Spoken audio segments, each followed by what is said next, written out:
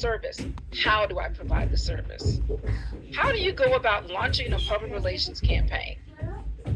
You can put that in ChatGPT. I'd be interested to find out what they kicked out. But in that particular specific instance, I had to demonstrate that I could think from a blank page.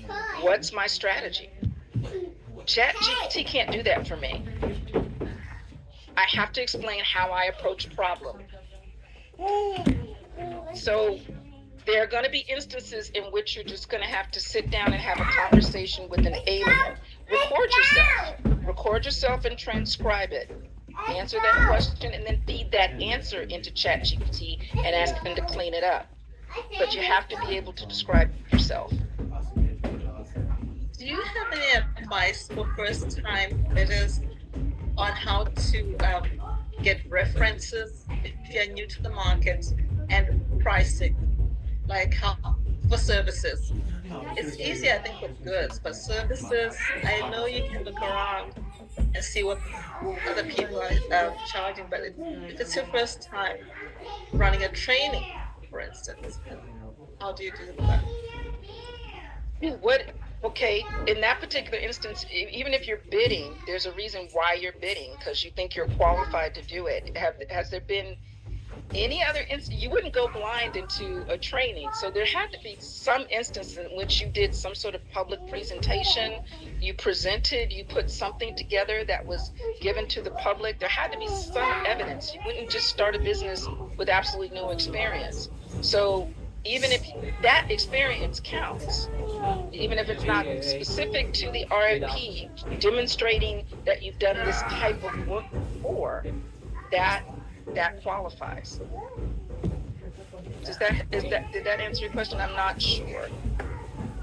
Is it physical references from like prior clients that you get a letter, or how does this work? And also, like, again, pricing, I don't want to pull a number out of the air.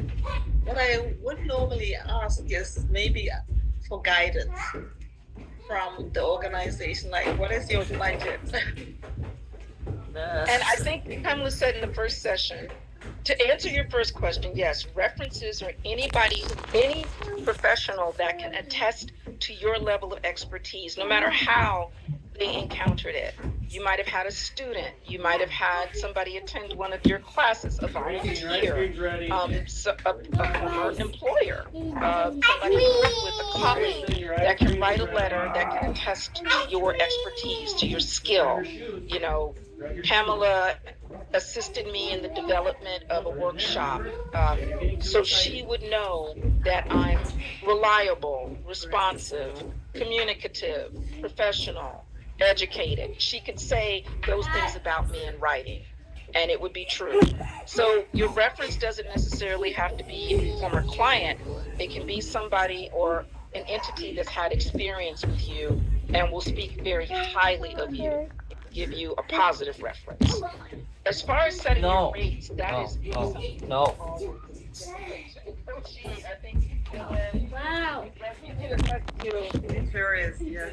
It's one of the most difficult parts of an RFP because you are operating with very limited information. They're asking you how much you're going to charge us to do this service that we do, and you need to give them a number that's reasonable. And Pamela, you can say because that is a hard one. It's a very tough one, and so many factors are involved. If you did this type of work before in a different setting, for instance, I came from corporate, so I knew what the rates were for the type of work that I was about to do as an entrepreneur.